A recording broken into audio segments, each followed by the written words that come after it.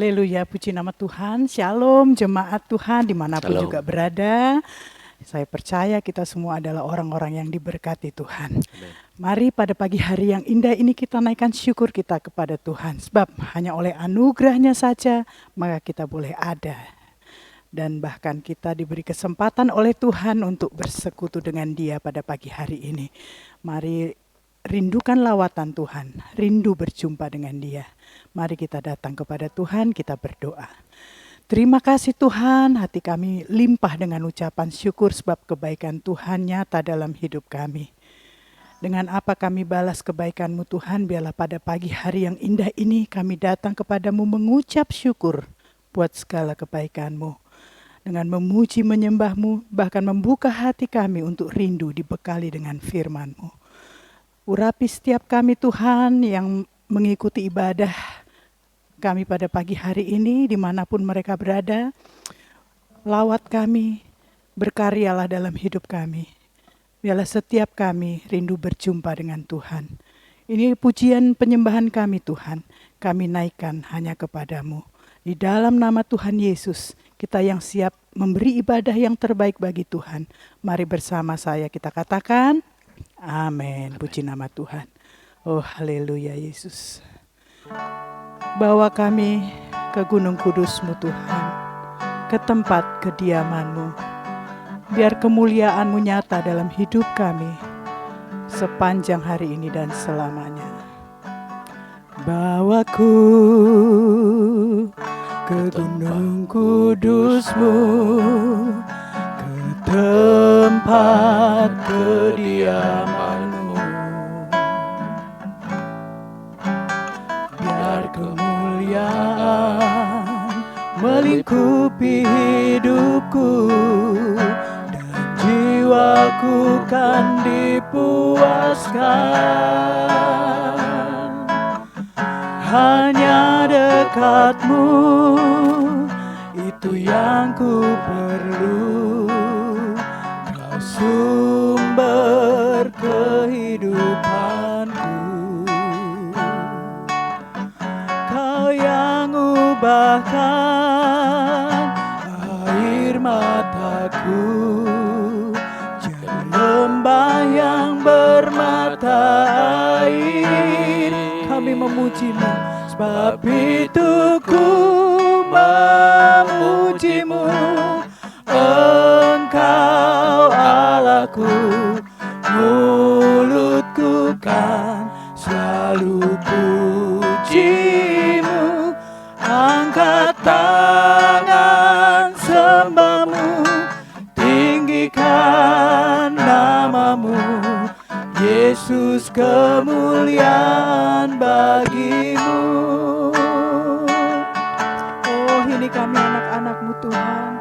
Kami merendahkan hati kami perlu Engkau dalam hidup kami. Bawa kami ke Gunung Kudus-Mu Tuhan. Bawaku ke Gunung Kudus-Mu, di tempat kediaman-Mu. Biar kemuliaan melingkupi hidupku dan jiwaku kan dipuaskan. Hanya dekat-Mu itu yang ku perlu. Kau sumber kehidupanku, dan Kau yang ubahkan air mataku jadi lembah yang bermata air. Sebab itu ku memuji-Mu. Engkau Allahku, mulutku kan selalu puji-Mu. Angkat tangan sembah-Mu, tinggikan nama-Mu. Yesus, kemuliaan bagi-Mu. Sebab itu kami memuji, Sebab itu ku memujimu, Engkau Allahku. Mulutku kan selalu pujimu, angkat tangan sembahmu, tinggikan namamu. Yesus, kemuliaan bagimu, Yesus. Yesus, kemuliaan bagimu, Yesus. Yesus, kemuliaan bagimu.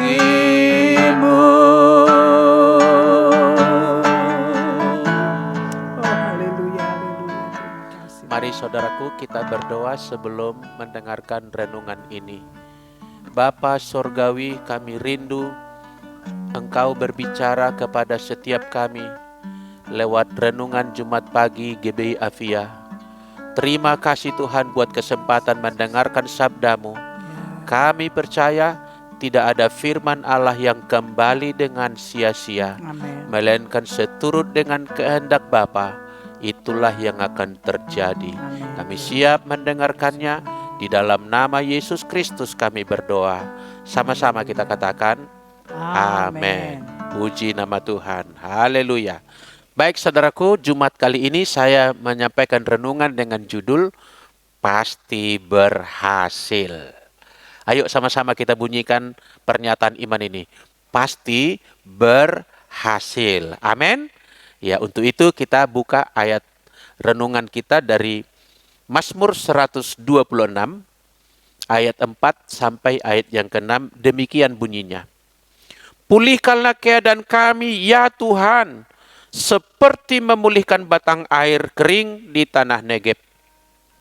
Orang-orang yang menabur dengan mencucurkan air mata akan menuai dengan bersorak-sorai. Orang yang berjalan maju dengan menangis sambil menabur benih pasti pulang dengan sorak-sorai sambil membawa berkas-berkasnya atau hasil panennya. Puji nama Tuhan. Firman Allah tidak kembali dengan sia-sia. Firman ini bekerja di tengah-tengah kita. Saudaraku, dalam perjalanan hidup kita di muka bumi ini pasti kita melewati musim demi musim. Ada musim untuk menabur, ada musim untuk memelihara, ada musim untuk menuai. Semua ada musim. Ada musim hujan, ada musim kering. Seluruhnya musim. Ada sukacita, ada duka cita. Ada peluang, ada tantangan. Semua musim dan semua keadaan itu bagi orang beriman adalah proses untuk mendapatkan hal yang terbaik bagi kehidupan kita dan terbaik pada Tuhan sedang membentuk kita, membentuk diri kita. Saudaraku, dalam Mazmur yang kita baru baca tadi, pemazmur menggunakan latar belakang pertanian, agraria, dalam konteks dunia kuno. Dikatakan di sana tadi menabur benih, berarti belum menggunakan alat-alat produksi semacam mesin atau traktor, masih manual, masih kerja dengan tangan. Tetapi pola ini dapat kita adopsi pada profesi kita masa kini. Mungkin kita bukan petani, dan kalaupun petani bukanlah petani tradisional. Sekarang ini mungkin orang menanam gandum sudah pakai alat-alat yang canggih gitu ya. Tapi pola yang sama, apalagi di dunia industri, diseberangkan dalam dunia kita yang lain. Pelayan publik, pelayan gereja, pelayan pemerintahan, pekerja seni dan lain sebagainya. Apapun profesi kita dan apapun musim-musim yang harus kita lalui, sebagai orang beriman kita harus percaya kita pasti berhasil, kita pasti menuai panen. Katakan amin. Saudaraku, bagi petani agraris di masa kuno, maka langkah yang paling awal adalah menyiapkan lahan, menyiapkan tanah, termasuk di situ mencangkolnya, menggemburkannya, untuk kondisi-kondisi bagi benih ditanamkan. Mungkin juga menyingkirkan batu-batuan, kerikil-kerikil yang mengganggu, gulma atau rumput-rumput, tanaman-tanaman yang mungkin akan menghisap pupuk gitu, itu disingkirkan, dicabut, disiapkan lahannya, mungkin juga dilembutkan tanahnya dengan air. Lalu sesudah proses itu berlangsung, dilanjutkan dengan menabur. Menabur adalah langkah berikutnya. Kalau tadi menyiapkan lahan adalah sebuah pengorbanan juga, sebuah proses kerja keras juga, maka menabur juga adalah sebuah pengorbanan. Sebab kita harus melepaskan benih yang di tangan kita, nggak boleh dipegang terus. Dalam konsep tradisional, benih tidak boleh dimakan. Ya, leluhur saya mempunyai ajaran kearifan itu. Benih itu disimpan dalam lumbung yang khusus, tidak boleh diolah untuk makanan sehari-hari. Itu benih yang terbaik. Dan itu harus dilepaskan, saudaraku. Kalau tetap di tangan kita, tetap di lumbung kita, tidak akan ada hasil tambahan. Harus dilepaskan, harus diinvestasikan, dilepaskan dari diri kita. Saudara yang dikasihi oleh Tuhan, sesungguhnya firman Tuhan ada berkata di Yohanes 12 ayat 24. Sesungguhnya jikalau biji gandum tidak jatuh ke dalam tanah dan mati, ia tetap satu biji saja. Tetapi jika ia mati, ia akan menghasilkan banyak buah. Saudaraku, proses pengorbanan melepaskan sesuatu. Dan kadang-kadang kita harus menghemat diri, menerapkan pola hidup sederhana. Demi apa? Demi ada benih yang akan ditanamkan. Sebab kalau tidak ada benih yang ditanamkan, apa yang kita harapkan akan kita tuai di masa yang akan datang. Yang ketiga, saudaraku, sesudah proses penanaman tadi, benih dilepaskan, maka berikutnya adalah kita menantikan hasil. Tetapi tidak diam saja, sambil memelihara tanaman kita itu, mengurusinya, usaha kita itu kita urus dengan baik, saudaraku. Untuk menantikan benih itu tumbuh dan berbuah, kita harus sabar menanti. Sama-sama katakan sabar menanti. Semua ada butuh waktu. Enggak semua hasil cepat, saudaraku. Dan seringkali pola pikir yang serba instan ingin cepat itu tidak berlaku, saudaraku. Jangan sekali-kali kita menempuh jalan pintas, ya. Kita harus sabar. Nah, di dalam kekristenan tidak ada istilah jalan pintas. Ini masuk kita kepada hal-hal yang lebih dalam soal kerohanian kita. Semuanya butuh proses. Bukan hanya tanaman kita, pembentukan karakter kita pun butuh proses. Meski punya kesempatan untuk mempercayai langkahnya menjadi raja, katakanlah Daud itu, dia yakin sudah diurapi oleh Nabi Samuel gitu ya. Tapi menuju menjadi duduk di tahta menjadi raja, dia sabar, saudaraku, dengan proses-proses lanjutan. Hal-hal yang harus dihadapinya, sabar dia. Sama dengan petani, ketika benih ditanam, enggak langsung besok akan dapatkan hasil. Dia harus sabar menanti sambil memelihara, mengerjakan apa yang seturut dengan itu. Mungkin dia mencabuti rumput, menjaga tanaman, mengurusnya dengan baik, saudaraku. Nah, Pengkhotbah pasal 3 ayat 11 berkata, ia membuat segala sesuatu indah pada waktunya. Ia membuat segala sesuatu indah pada waktunya. Ia ini adalah Tuhan Allah itu, saudaraku. Membuat segala sesuatu indah pada waktunya. Ada waktu yang dibutuhkan untuk sesuatu proses itu berproses terus menghasilkan sesuatu. Sabar. Sabar, saudaraku. Sesungguhnya tak ada seorang pun dapat memastikan kehidupan ini berjalan sesuai dengan harapan. Enggak ada yang bisa memastikan itu. Tadi katakan ada peluang, tapi ada tantangan, ada mungkin kesukaran. Dalam proses menunggu panen tadi pun mungkin ada tantangan-tantangan yang harus kita hadapi. Rancangan kehidupan kita yang telah dipersiapkan dengan sebaik mungkin pun di tengah jalan mungkin ada persoalan yang harus ditangani lagi, yang tidak kita pikirkan sebelumnya. Butuh keuletan, butuh kesabaran.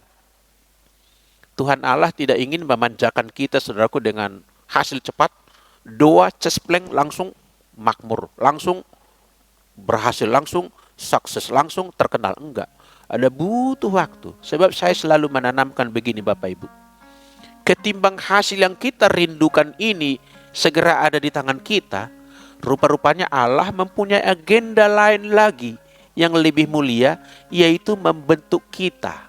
Bagi Allah tidak mudah, saya koreksi, tidaklah sukar untuk melakukan sesuatu apapun yang untuk mewujudkan apa yang saudara rindukan itu. Tetapi Tuhan mau kita dibentuk. termasuk kesabaran kita, keuletan kita, kepedulian kita kepada sesama, penghargaan kita kepada orang-orang, dan lain sebagainya. Terutama pembangunan iman kita. Sementara menantikan hasil, apakah kita mungkin karena belum melihat hasil lalu bersungut-sungut. Nah, ini misalnya ya, itu menjadi bagian daripada yang bisa menghalangi keberhasilan itu, saudaraku.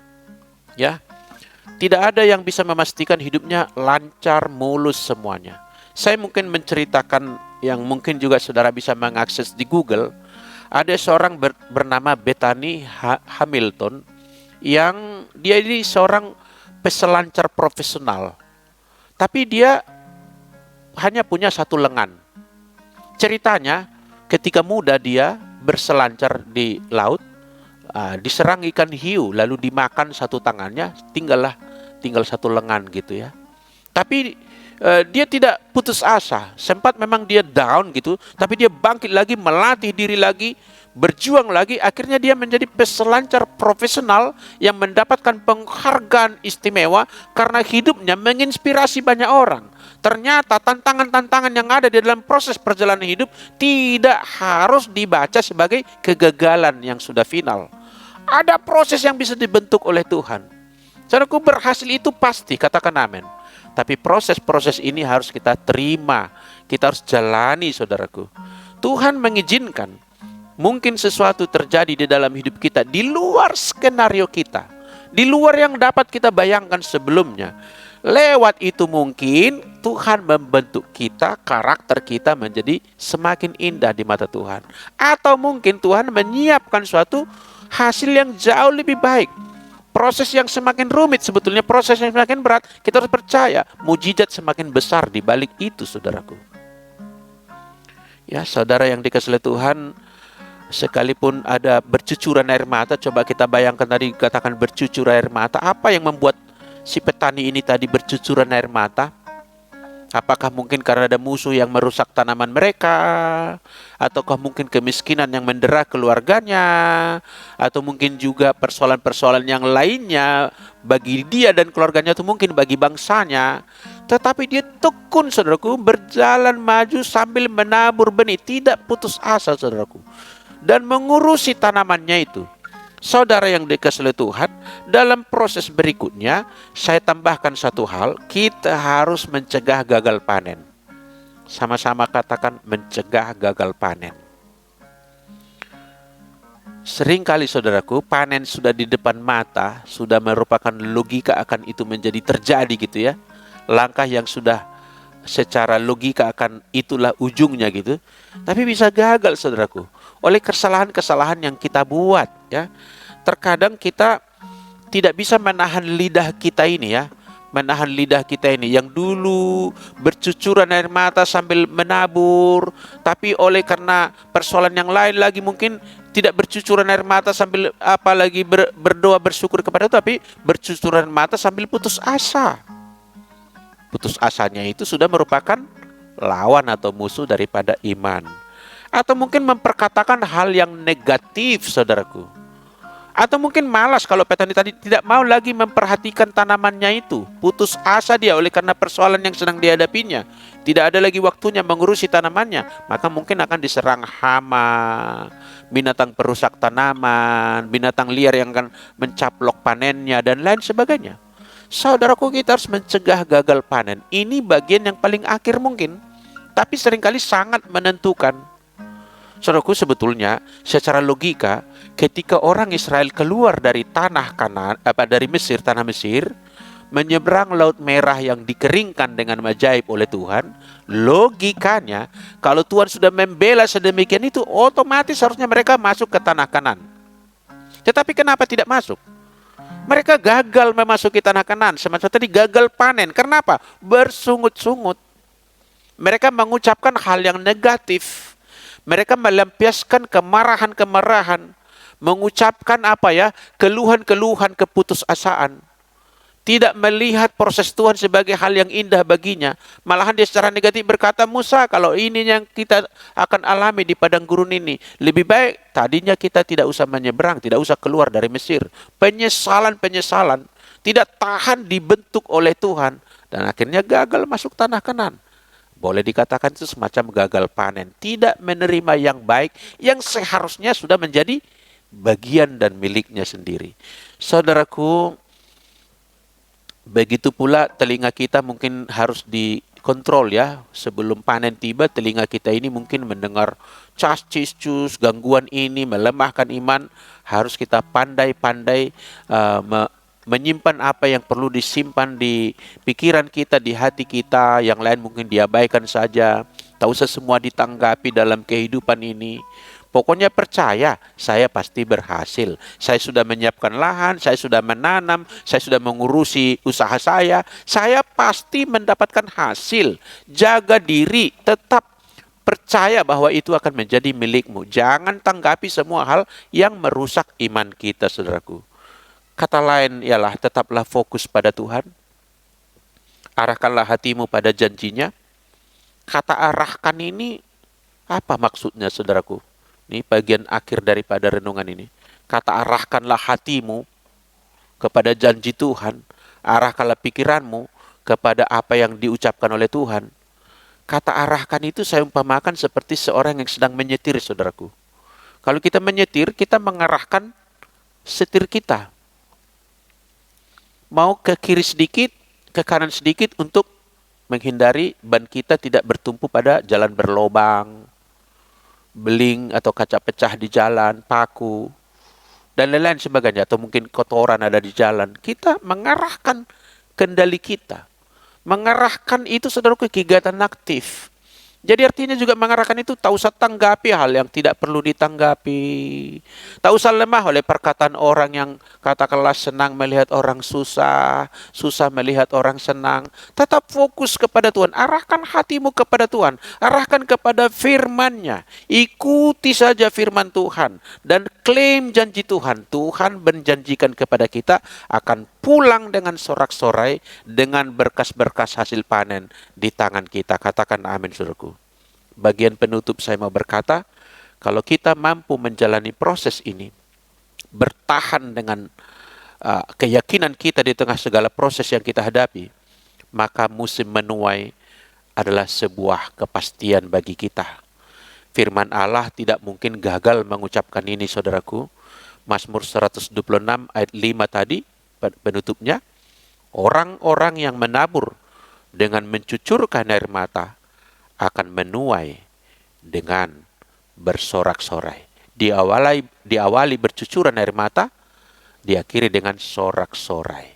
Diawali dengan menabur, melepaskan sesuatu, diakhiri dengan meraup, menerima hasil menjadi bagian milik kita. Saya percaya, jikalau kita meyakini firman Tuhan ini, maka kita akan dapat menerapkannya di dalam situasi kita masing-masing, usaha kita masing-masing, pekerjaan kita masing-masing. Saya percaya semua kita direncanakan oleh Tuhan untuk berhasil. Puji nama Tuhan, marilah kita berdoa.